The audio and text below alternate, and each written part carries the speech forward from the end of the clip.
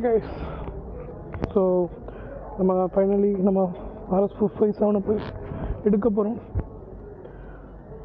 கிரண் கூட போய் என்ன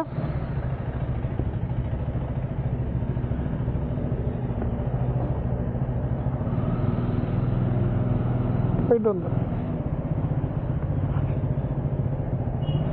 ப்ரோ. அதை வச்சுட்டு போகலாம்ல, பேக்கை வந்து எடுத்துக்கலாம். வாட்ச்மேன் என்கிட்ட கொடுத்துட்டு போனா.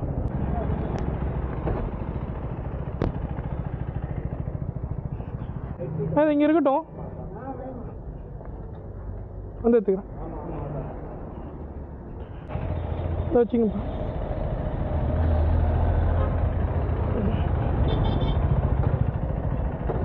ஸோ ஹாய் காய்ஸ், ஃபைனலாக நம்ம RS-457 போய் ரெடி ஆகிட்டு. ஆக்சுவலாக வண்டி கொடுத்து 2 வீக்ஸ் ஆச்சு. ஆனால் வந்துட்டு அவங்க கொடுத்து ஒரு 2 நாளே ரெடி பண்ணிட்டாங்க. என்ன இஷ்யூ அப்படின்னா, ஃபியூவல் பம்ப் ரிலே வந்து போயிருக்கு அப்படின்னு சொன்னாங்க. அது ஏதோ காசு ரொம்ப கம்மி தான் போல், எவ்வளோன்னு கேட்டு அதை சொல்கிறேன். ஸோ அந்த ஃபியூவல் பம்ப்ஸ் ரிலே தான் போயிருக்கு. அதை மாற்றி ரிப்ளேஸ் பண்ணிட்டாங்க அண்டர் வாரண்டியில். ஸோ வண்டி ரெடி ஆகிடுச்சின்னு சொன்னாங்க. நான் வந்து 2 வீக்ஸ் பிஃபோர் எலெக்ஷன்ஸ்க்காக ஊருக்கு போகிற மாதிரி இருந்துச்சு. ஸோ இங்கே எடுத்து என் பிஜியில் போட்டு போகிறதுக்கு பதிலாக ஷோரூம்லேயே இருக்கட்டும், நான் வண்டி எடுத்துக்கிறேன்னு சொல்லிட்டு போனேன். எலெக்ஷன் அப்போ போனது, ஓட்டிங்க்கு போனது. அப்புறம் ரிசல்ட் முடிஞ்சு தான் வந்தேன் 2 வீக்ஸ் அப்புறம். இப்போ தான் வந்தேன் நேற்று. ஸோ அங்கே துறைப்பக்கம் சாவிரா மோட்டார் ஷோரூமில் தான் விட்டுருந்தேன். அங்கே ரெக்டிஃபை பண்ணி எனக்கு வந்து இங்கே போரூரில் உள்ள ஷோரூமுக்கு வந்து கொடுத்துட்டாங்க வண்டியை. நான் இங்கே வண்டியை கொடுத்துருங்க, நான் இங்கேருந்து எடுத்துக்கிறேன், ஏன்னா இது எனக்கு 2 கிலோமீட்டர் தான் பிஜிலேருந்து. ஸோ இங்கே நான் எடுத்துக்கிறேன், இங்கே கொடுத்துருங்க அப்படின்னேன். அவங்களும் வந்து கொடுத்துட்டாங்க. வண்டி இப்போ இங்கே தான் இருக்குது, போயிட்டு எடுத்துகிற வண்டி தான். சின்ன இஷ்யூ தான் அந்த ஃபியூல் பம்ப் ரிலேங்கிறது. வந்துட்டு ஒரு எலக்ட்ரானிக் ஃபியூஸ் மாதிரின்னு வச்சிங்களேன், சிம்பிளாக சொல்லணுன்னா. அது இப்போ புதுசாக ஒரு எக்ஸாம்பிளுக்கு சொல்கிறேன், டம்மி எக்ஸாம்பிள் தான் அது, திட்டாதீங்க. ஒரு பல்பு ஏதோ ஒன்று வாங்குறீங்கன்னு வச்சுக்கோங்களேன். அது வந்து புது பல்பாக இருந்தாலும் ஃபியூஸ் போகிறதுக்கு வாய்ப்பு இருக்குது. அது ரொம்ப நாளும் வரத்துக்கு வாய்ப்பு இருக்குது. எப்போ ஃபியூஸ் போகணுன்னு சொல்ல முடியாதுல்ல பல்பெலாம். அந்த மாதிரி ஒரு எலக்ட்ரானிக் ஸ்டஃப்பு. ஸோ அது வந்து எப்போ போகுது, இந்த ஃபியூஸ்லாம் வச்சுருப்போம்னா பைக்ஸில் 10 ஆம்ப் 20 ஆம்ப் 50 ஆம்ப்ஸ்னு, அந்த மாதிரி இந்த ஃபியூஸ் மாதிரி தான் இதுவும் ஒரு ஸ்டஃப்னு வச்சுங்களேன். எப்போ போகும்னு சொல்ல முடியாது, அதுக்கு நம்ம ஒன்றும் பண்ண முடியாது. ஸோ ஆனால் என்ன இதில் இஷ்யூனா, அது சப்போஸ் போணுச்சுன்னா அதை நம்மளால் மேனுவலாக மாற்ற முடியாது. இப்போ ஃபியூஸ் போகுதுன்னா நம்ம மேனுவலாக டக்குன்னு மாற்றிடலாம், சீட்டை கழிச்சுனா ஈஸியாக மாற்றிடலாம், ஃபியூஸ் ரிப்ளேஸ் பண்ணிடலாம். ஆனால் இதுக்கு வந்து அப்படி பண்ண முடியாது. அதனால் இது கொஞ்சம் சென்சிட்டிவான பிளேஸில் இருக்குது, டிஃபிகல்ட்டாக இருக்கும் ரிமூவ் பண்ணி மாட்டுறதுக்குன்ற போது அதுக்கு தகுந்த மாதிரியான கொஞ்சம் குவாலிட்டியாக கொடுத்துருக்கலாம். இது என்னோடய எக்ஸ்பெக்டேஷன். பட் இன்னொன்று என்னென்னா, என்னால் அந்த வண்டியை டிரான்ஸ்போர்ட் பண்ணி கொண்டு வரது எனக்கு இஷ்யூ. தூரமாக நான் வந்து வண்டியை அங்கே ஊருக்கு எடுத்துகிட்டு போகலாம் அப்படின்னு தான் பிளான் பண்ணியிருந்தேன். போர்த்துக்கில் இருந்திருக்கேன். இதுவே இது வந்து கிரணோட அட்வென்ச்சர் 390 ரீசெண்டாக தான் எடுத்தார், ஒரு 2 மந்த்ஸ் இருக்கும். ப்ரோ இது நான் வண்டி வாங்கினதுக்கு அப்புறம் தானே வாங்கினீங்க? இல்லை நீங்கள் வாங்கினதுக்கு அப்புறம் நான் வாங்கினேன்னா 1 மந்த் கேப் இருக்குமா? ஆமாம். ஸ்டார்ட் எடுத்து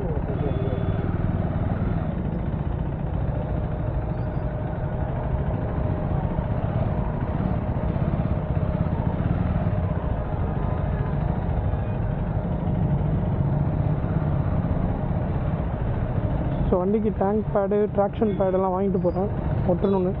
ஆக்சுவலாக அப்போ மைண்ட் செட்டே வேறு. இதுங்க நான் அங்கே போயிட்டு வண்டி எடுத்துகிட்டு கூட கண்டினியூ பண்ணேன், டிராஃபிக்காக இருக்குது. Time 4:44 PM.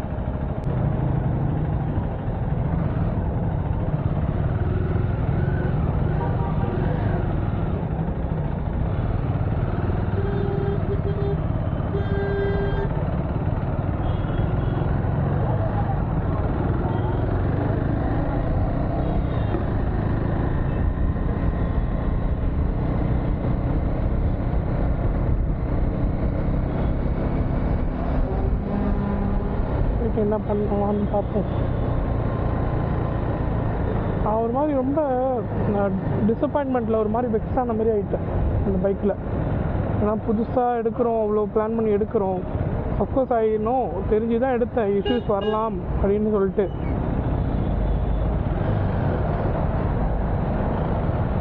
ஆனால் வந்துட்டு அந்த வாரண்டி அந்த சப்போர்ட்லாம் நம்பி தான் எடுக்கிறோம், கஸ்டமர் சப்போர்ட்லாம்.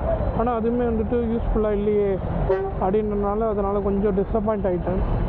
ஆக்சுவலாக நான் வண்டியை கொடுத்துட்டு எனக்கு இனிமேல் இந்த வண்டியை வேணாம், நான் விற்க போகிறேன் அப்படின்னு தான் சொல்லியிருந்தேன். இருந்தாலும் அந்த 2 வீக்ஸில் வந்துட்டு ஒரு மாதிரியான ஃப்ளோட்டிங் மைண்ட் செட்டில் இருக்கேன். பார்ப்போம், வண்டியை ஸ்டார்ட் பண்ணிவிட்டு மேபி மாறலாம். அது நான் சொல்கிறேன், ஸ்டார்ட் பண்ணி பார்த்துட்டு.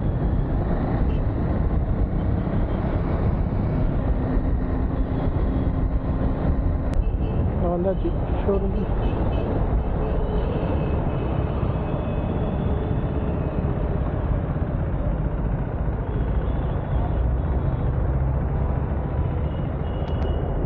இங்கே நிறுத்திடுவா.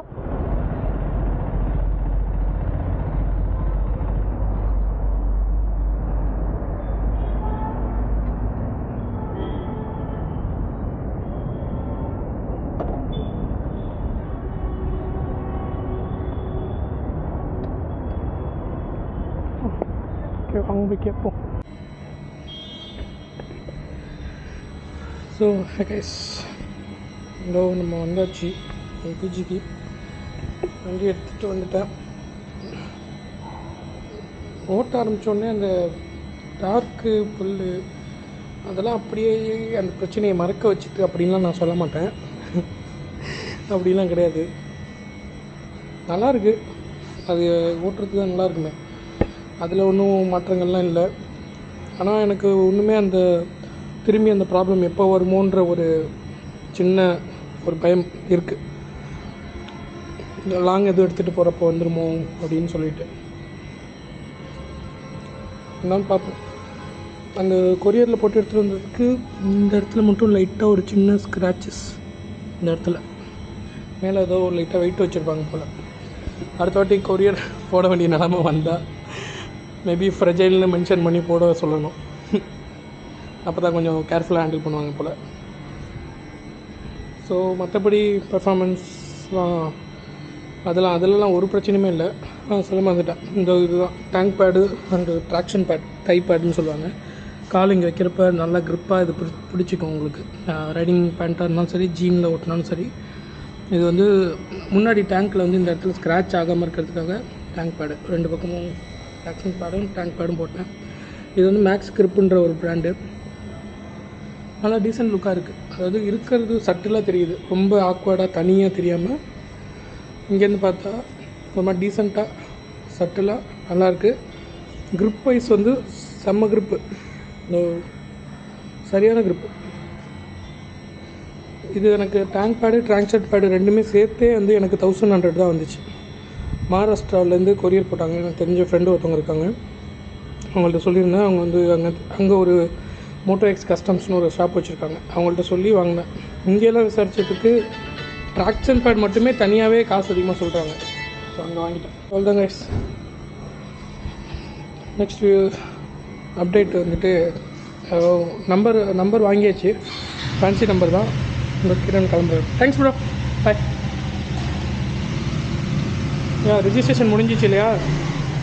ரெஜிஸ்ட்ரேஷன் முடிஞ்சா நம்பர் பிளேட் ஒன்றும் வரல. ஸோ ஷோரூமில் சொல்லியிருக்கேன் 2 டேஸில் வரும்னாங்க. பிளேட் வந்தோடனே இப்போ பிளேட் போய் மாட்டுறப்போ விங்லெட்ஸ் ஆர்டர் பண்ணிட்டேன். ஸோ விங்லெட்ஸ் வந்துருச்சு, அது இன்ஸ்டால் பண்ணணும். ஆனால் ஷோரூமில் இன்ஸ்டால் பண்ணி தருவாங்களா அப்படின்னு தெரியல, அதனாலும் கேட்டு பார்க்கணும்.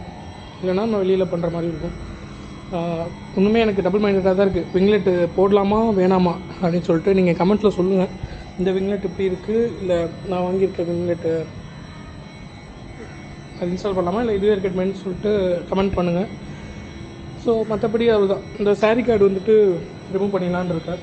இந்த 2 நாள் கழித்து நம்பர் பிளேட் மாட்ட போகிறப்போ சாரீ கார்டு ரிமூவ் பண்ணிவிட்டு அந்த விங்லெட் இன்ஸ்டால் பண்ணிட்டு நம்பர் பிளேட் இன்ஸ்டால் பண்ணிட்டு வரணும். அதான் பிளானு, பார்ப்போம். எஸ், இதுதான் வந்துட்டு இந்த இஷ்யூவை ரெக்டிஃபை பண்ணதுக்கான லாஸ்ட் வீடியோ. ரெக்டிஃபை ஆகிடுச்சு, எந்த சார்ஜஸும் பண்ணல. பில் மட்டும் அனுப்புகிறேன்னு சொல்லியிருக்காங்க. என்கிட்டருந்து வேறு எதுவுமே சார்ஜஸ்லாம் கலெக்ட் பண்ணல. எனக்கு அந்த கொரியர் பண்ண 3000 மட்டும் தான் என் சைட்லேருந்து நான் ஸ்பெண்ட் பண்ணது. அப்புறம் லைட்டாக கொஞ்சம் அலைச்சல் வெயிலில் போயிட்டு மாற்றி விட்றது அது இதுன்னு. ஸோ அவ்வளோதான். Thanks guys. தேங்க்ஸ். நிறைய பேர் சப்போர்ட் பண்ணீங்க. நிறைய பேர் வண்டி சீக்கிரம் ரெடி ஆகிடணும் கைண்ட் வேர்ட்ஸ்லாம் சொல்லியிருந்தீங்க கமெண்ட்டில், மெசேஜ்லலாம். அதுக்கு ரொம்ப தேங்க்ஸ் சப்போர்ட்டாக இருந்ததுக்கு.